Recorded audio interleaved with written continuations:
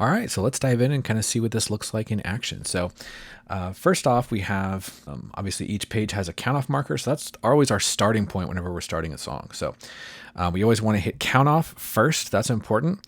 If we just hit play, it's going to play from wherever we last left the playhead when we were working in this session. So if we were building the session and we happened to leave the playhead somewhere back in the last song, it doesn't matter that we're on the Joy page. If I just hit play, it's going to play from where that playhead last left off. So really, really important. Always hit count off first when you want to start that song. So count off, play. 2, 1, 2, 3, 4. And we're into the song. And so that principle applies whenever you're in song transitions. So this is something that could potentially be a gotcha. So say we're ending song 1, we're ready to go to song 2, so we go to Mighty Name of Jesus. And if we just hit play, again, it's going to play from the last place we told the play had to go, which was the end marker of the Joy. So we don't want to do that. Again, always want to make sure we're starting by hitting count off 1 and play. 2. So my kind of workflow that I've just gotten in the habit of is when ending a song, even if it's a song like The Joy that has a stop clip where the playhead's going to automatically stop, that's not always the case. Remember, there's some songs that will just continue to flow on the click. And so rather than having to remember or stay attentive to that, I'm always just going to be in the habit of hitting stop.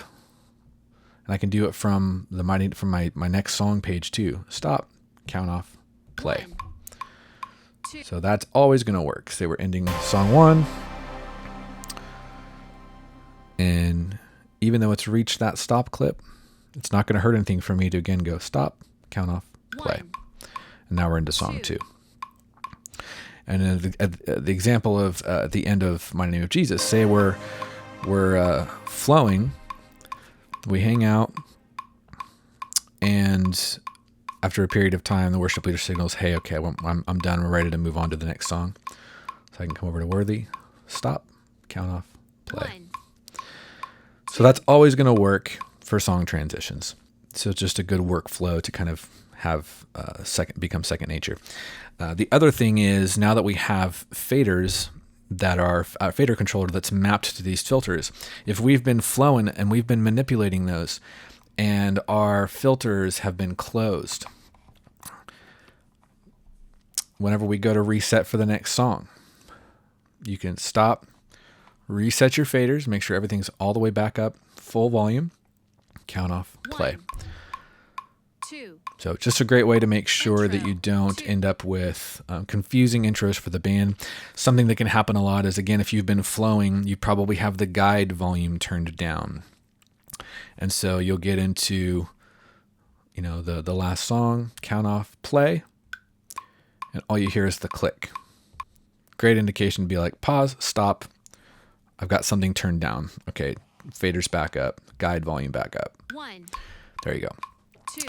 So all this is just, Intro. pretty simple to kind of get in the habit of doing, but there's just some kind of mental note points to avoid any confusion. So let's look at having to maybe call some audibles. So on the Joy, let's just say that we don't want the full length of the intro. In the moment, the worship leader's like, hey, let's just go straight to the verse. 1. So 2, we've got 1, band. 2, 3, So 4. right after the full band comes in, they turn around like, hey, let's go straight to the verse. I want to go right in. So right here, hey, we're going to go straight to the verse. And 1, 2, 3, 4. So we can skip that whole back half of that intro and go straight into the verse. Alternately, let's say that they're doing kind of an extended welcome and just felt like they actually needed to take an extra minute to encourage the room, get people engaged, and they need more time.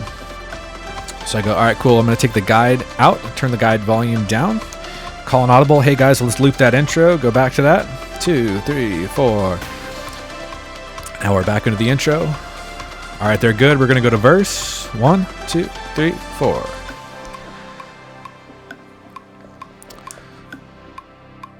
So that's one example of how you can just kind of add even just part of a section. It doesn't even need to commit to doing a full double intro.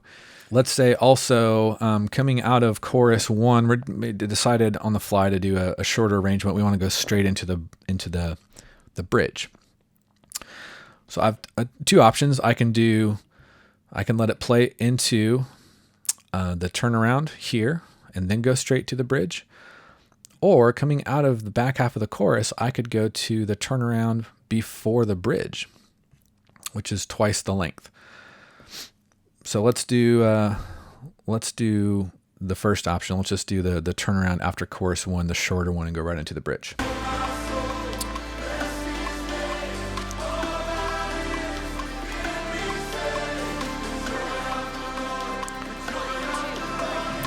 All right, I'm going to turn that guide back down.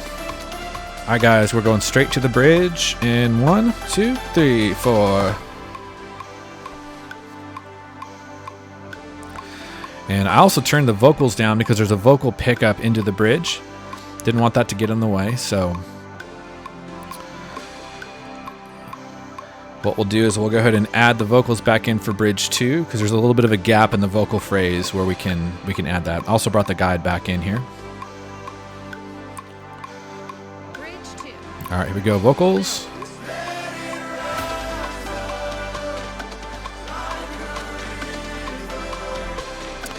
So that's kind of an example. We skipped a whole section of the song pretty seamlessly, went straight into the bridge. And let's say we want to do like a drum chorus, coming out of this instrumental, we want to drop to just like drums and vocals. And then we'll want the band to kind of build back in on the back half of the chorus. So here, coming out of this instrumental section, I'm gonna take my keys fader down, keeping the perk and the vocals in.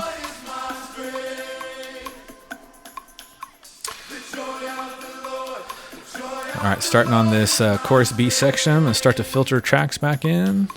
The band's building back.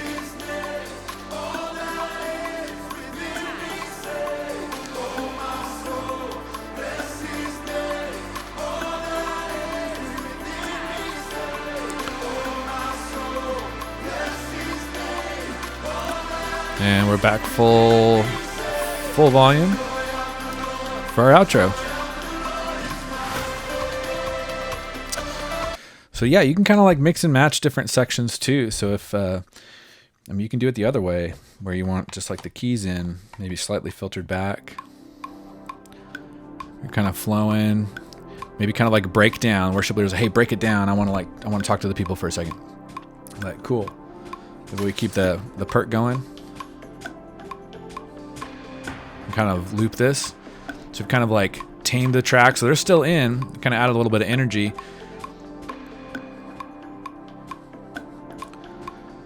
And they're like, all right, cool. Let's all sing this together. Dive back into the chorus.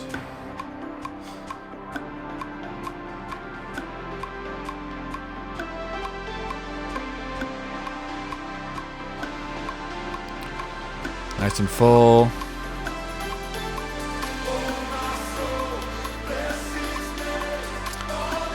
And I'm just kind of working these 3 fader controllers. So bringing the vocals in and out with fader 8, and kind of working fader 6 and 7 for the keys, guitars elements, and the perk elements.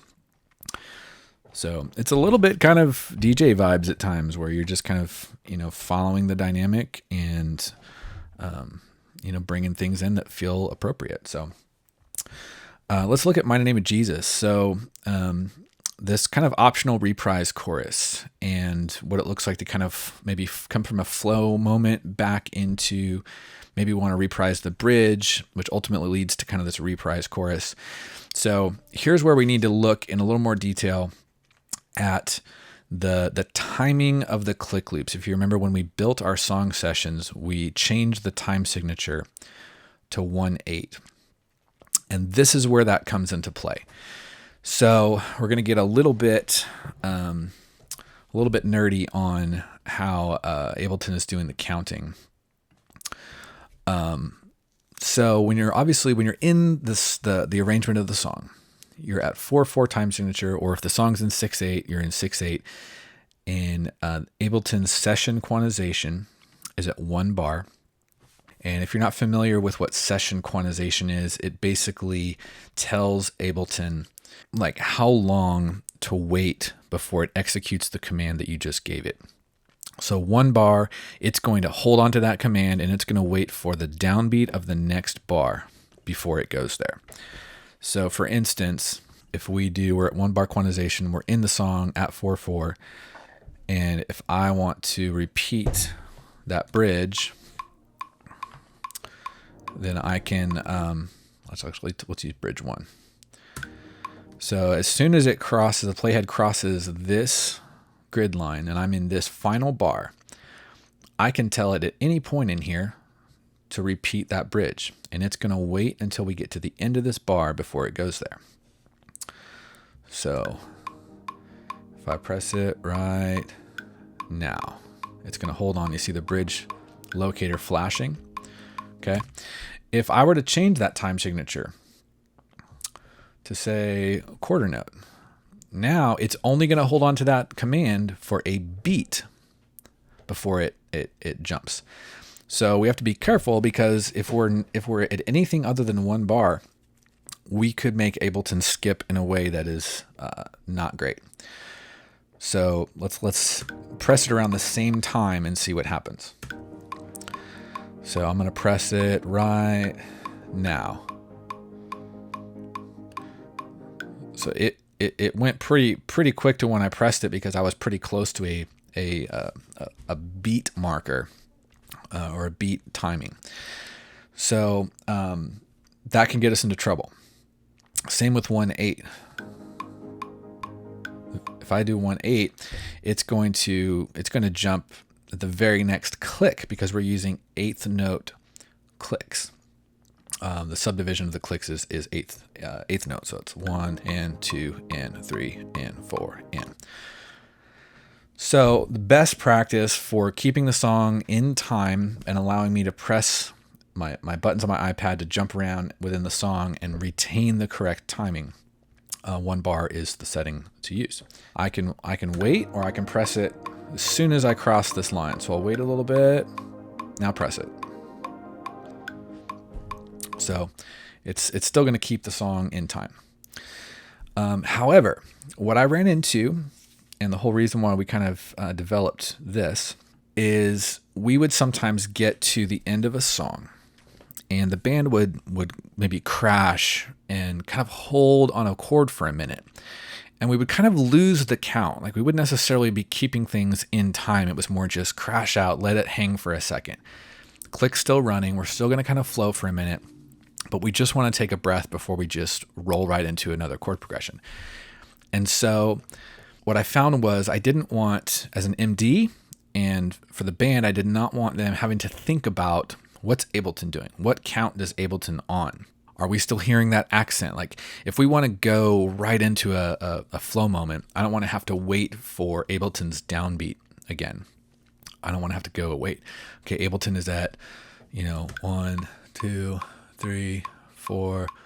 Okay, here's that downbeat. Okay, and let's go 1, 2, 3. Like, it can just add extra time. And this is, again, the principle. I never want tracks to be anybody's focus. I want the team to be able to go wherever they want to go and have this follow. So what I did was change the time signature as soon as we got into this click loop to 1/8. And the reason for 1/8 is it's connected to the subdivision of the clicks. So again, we're at 8th note clicks, and I wanted Ableton to be able to jump back into the song at any point without making the click skip to like an upbeat. So time signatures, the top number represents how many beats there are in a measure, and the bottom number represents what kind of note counts as one beat. So in a 4/4, you have 4 beats in a measure, and the quarter note gets 1 beat. In 6/8, you have 6 beats per measure, and the 8th note gets 1 beat. So for 1/8, it's 1 beat per measure, and the eighth note gets 1 beat. So what does that do? That basically forces Ableton to start counting. Instead of counting 1, 2, 3, 4, and we can look at this window here and see how it's counting. 1, 2, 3, 4, 1, 2, 3, right? Watch what happens as soon as it hits this 1/8 time signature. 1, 1, 1, 1, 1, 1, 1, 1, 1. It's counting every single click as its own bar. You can even see that represented in the grid lines. Like right now, my grid settings, if you right click out here, this is how you can adjust your grid settings. We're at 1 bar. So you can see how the grid now changes. Every single one of these clicks, it's counting as a bar. So that means with session quantization remaining at 1 bar, I can now make Ableton jump back into the song at any one of these points, at any one of these clicks.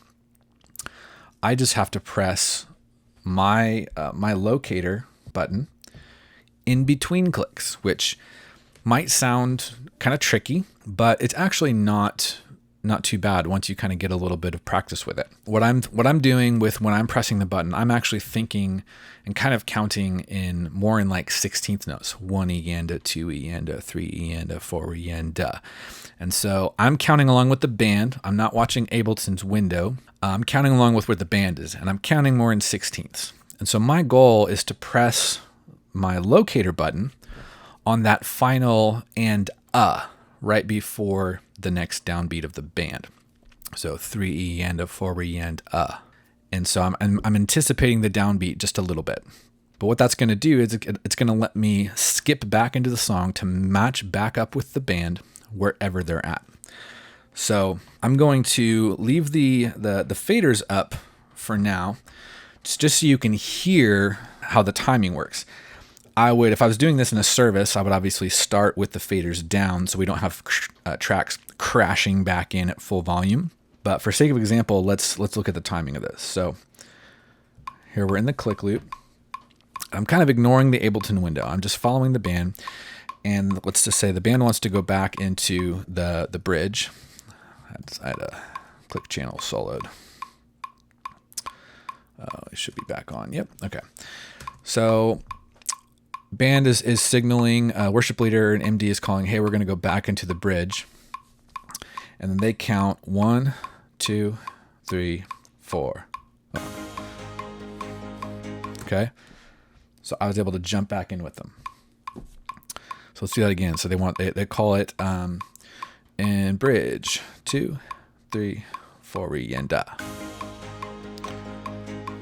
Okay. So that's how we can get the timing. That's why this is important, to set up the 1/8 time signature for your click loops. Worth mentioning, quick side note here, the Joy, because of the tempo, how fast it is, we're doing quarter note clicks instead of eighth note. And so you'll see for this click loop, it's set to 1/4 to match the subdivision of the click. And that's really important. That is how this works, so that the click never skips to like an upbeat. If this was set to 1/8 while we're doing quarter note clicks, then it would be possible to accidentally skip beats and have it go to like an upbeat, which we don't want.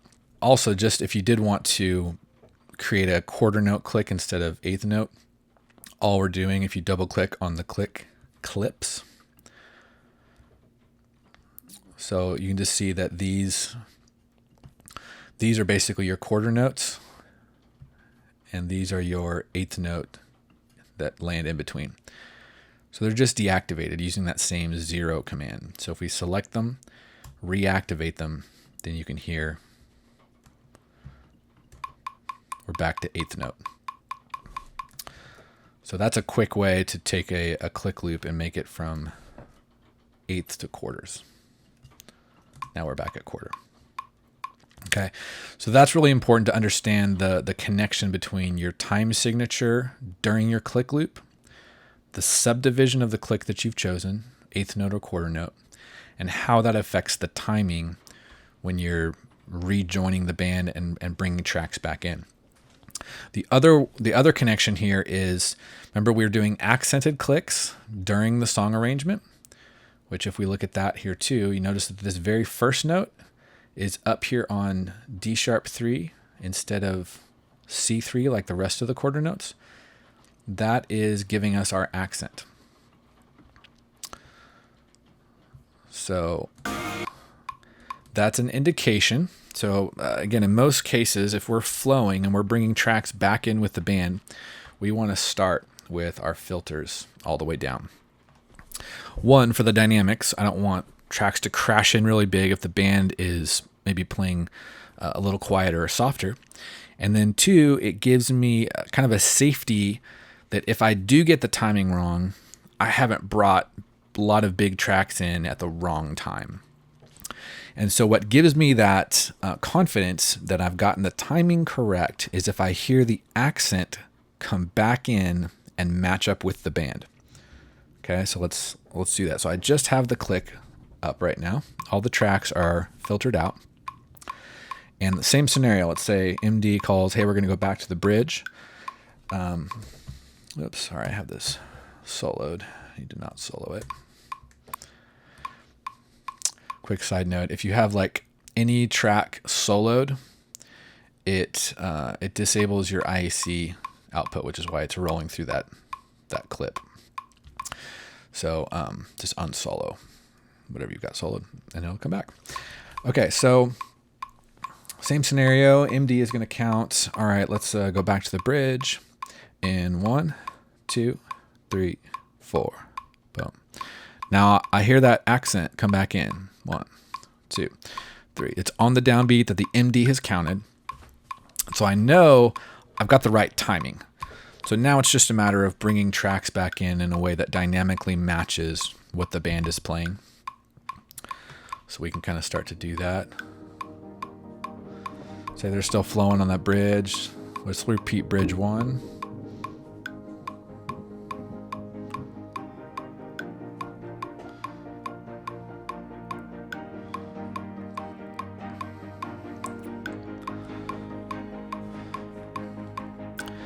And starting bridge 2, I might want to add some of those perk elements as the band continues to build. So we go, start to bring the perk up right now. Little shaker going on.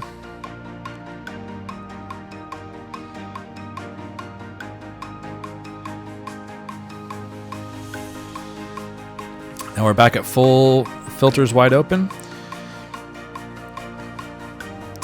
And then here is where we can opt to trigger that optional chorus reprise section. Okay. The reason I have that in here is normally when we're coming out of the bridge, the chorus that it rolls into, there's like a dropout. The band kind of drops out on the downbeat. 2, 3. It kind of holds the 4 chord, and then the band all hits 6, 5, all comes back in together. A lot of times, and this is just a preference thing, you totally could do that again. I usually like to kind of change it up a little bit. Let's not always just copy and paste the same thing. Maybe that starts to feel maybe sometimes a little bit like planned and produced, like we're always just playing the same tags and hits, and maybe we don't want to just copy and paste all the time. So having a chorus ready to go that doesn't do the dropout but still has the same level of energy is really, really cool. So this is where I've got this optional reprise chorus queued up, ready to go. We don't have to use it, but if we're in a scenario where we do flow, reprise bridge, and want to roll into just a big full band chorus with no dropout, I can easily cue this up.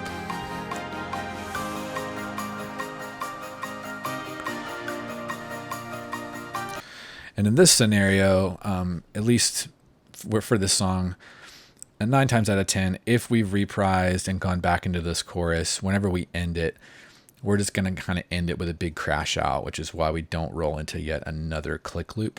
But if we did want to keep flowing on it, I could easily just add another click loop in, or I could just re-trigger this first breakdown and have it just continue to roll into this click. So I have options either way with just having one extra little section you're ready to go.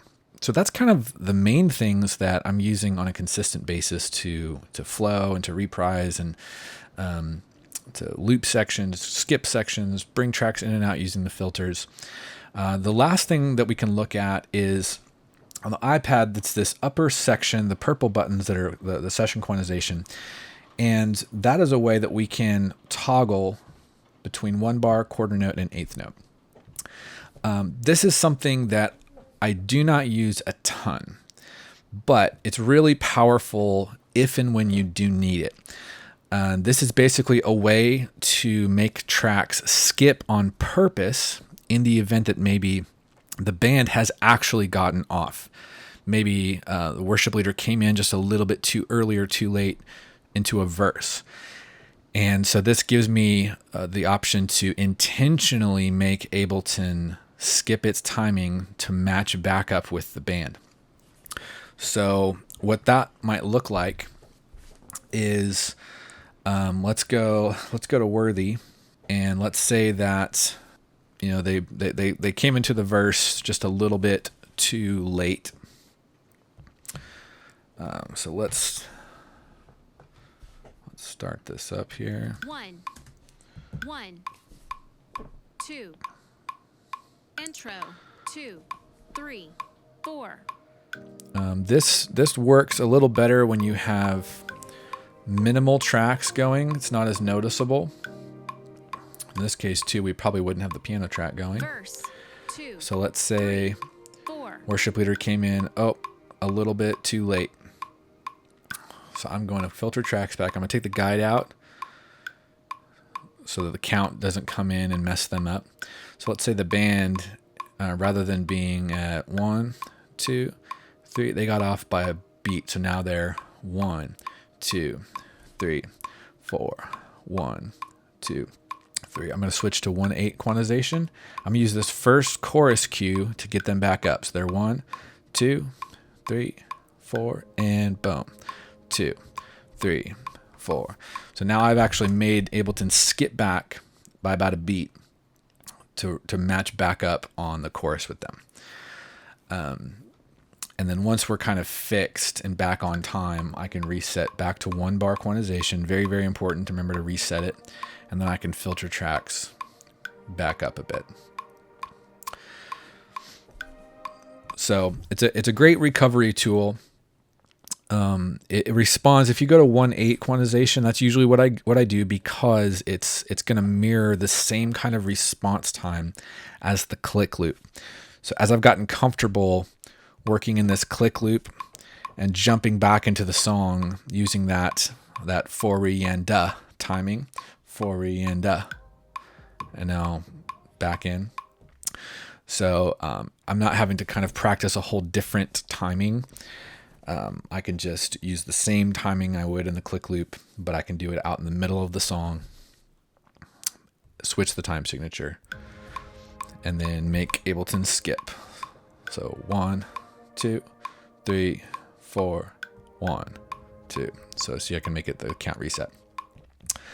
So it's the kind of thing where I'd rather leave it in the session and have it not need it than get into a spot where I could really use it and not have it. So, but I really do use it very rarely. And really the last thing we can look at is the previous and next marker buttons in the top left corner of the iPad template. This is just going to loop back to the previous locator that we were at. So let's just say we're in a scenario where you're in a section of the song and worship leader or MD has called to repeat that section, and maybe you lost track of where you're at on the iPad layout. You're like, okay, I know we're in the chorus after verse 2, but I don't remember if it's the first chorus or the second chorus. Wherever we're at, though, we just want to repeat that section. I can just come in here and hit previous, and it'll repeat that section. I also, anytime the team is calling an audible, like I have the guide turned down right now, that's always the first move for me. Is if we're going off map, I do not want the guide track chiming in over the top of the MD or the worship leader trying to call an audible. That just gets confusing. So first thing that I would do is turn the guide down and then make sure I'm sending tracks to the same location that they're calling. So it's really helpful for the team not to have to fight to hear who's making the call. So then the last thing we want to look at is if you just want to create a standalone click loop, maybe like at rehearsal, team's like, actually, I want to flow into a different song that has a slightly different tempo. And that's what these flow clicks are there for. So you can always do that. But sometimes it is helpful to just have another click ready to go for a specific song tag. Maybe it's slower than 66. There's some songs that'll go down to 63 or even the 50s. So quickest way to do that is to select really any click loop. Let's use the Worthy click loop. And then I'm going to shift click a couple bars past it. And then I'm going to do Command Shift D, which is duplicate time. So it's going to duplicate everything. It's going to push it a couple bars after the previous one, just for a little visual separation. And then with the clip selected, I'm going to use my add locator / shortcut. And we can update the name to whatever song we're tagging. I'm going to just add the name there. And then in our master tempo automation track, we'll do the same thing. I'll just select the duration of that click loop. Let's just say that we need to go down to 63. Edit value, 63. And now we got a click at 63. And so if you're coming out of Worthy and you're wanting to flow into it, you can easily just use the next locator. And then you're slow. You can go to that tempo. So really quick, easy way to just give yourself some additional click loops if you need them. And on your on the iPad layout, if you know ahead of time and you want to give yourself a button for it on the iPad, easy way to do that. Let's say coming out of Worthy. So we have this blank space here, and I've left it there kind of for this purpose. So we can select the click button. And remember, the label is all the way up to the border. The label itself is not sending anybody information. So we kind of need to click on the little edge of the button that's behind the label. And then we will hold shift and click on the label as well. Make sure it grabs both of them. And then we're going to do copy, Command C copy, Command V paste. And then I'm going to hold down shift and arrow over. And then here, very important start, we're gonna click on the button of the duplicate. We're gonna go to the MIDI tab, and we need to move this up. This is the CC that particular button is sending. So remember, they're all sending unique MIDI numbers, CC numbers. So this needs to be a different number than this one. And so we can go up 1. And then sometimes what I'll do is I'll go ahead and add a little bit of a label here too. So this one is for Worthy. And then this one is going to be that song tag. I would add the name of whatever it is. So then we can save that. And then we can either drag and drop through the Finder window, or we can transfer it over Wi-Fi. It will overwrite. That is what we want to do, because it's the same file, just with that added button. And now we have Worthy. On that page, we have that extra button. So we can come over here, Command M, MIDI map mode, and map the button to that click. So now we have a click button for Worthy, as well as for our song tag. So quick way to be able to add clicks. One last thing, if there's a section of the song that you know in advance that you want to kind of hang out and loop, like maybe it's the bridge interlude.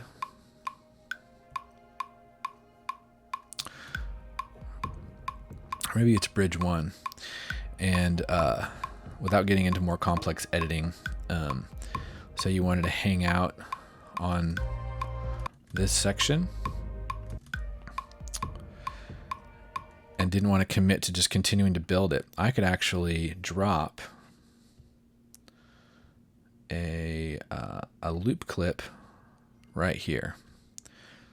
So the end of this phrase. And it's going to hang out there until I tell it to move forward. Now, when I move forward, I need a way to be able to tell it to continue on. So on the tail end of this loop clip, I'm going to create another locator and call it continue. And so then what I'll do is when we're in this moment, we're flowing, and however long we want to hang out here, whenever the worship leader is ready to continue, I can just hit next locator right here, and then it'll continue flowing into the rest of the song. So it's one way you can set up a loop. Now, you might ask, why would you do that versus using the Ableton loop bracket? And reason is currently, at least in this version, you can only have one loop bracket per session. So I can't set up multiple loop brackets throughout the song. So if this is the one and only time where that might happen, then sure, I could use the Ableton loop bracket and then just enable or disable loop and have the same effect. But if you need multiple points to loop, that's where the IEC clips come in really handy. So that is kind of a look at all of the elements working together. Hopefully that is exciting and helpful, and will help you be able to utilize tracks in a more flexible way and a more spontaneous way, and it will feel like you've got that support without being limited to specific arrangements, always having to do the songs the same way every time. So yeah, feel free to comment, send messages, let me know how it's going. If you have any questions about anything, again, my heart is just to help resource local worship teams and help you guys be able to really lead your congregations well and lead together as a team without any kind of technical distractions while utilizing a resource like tracks.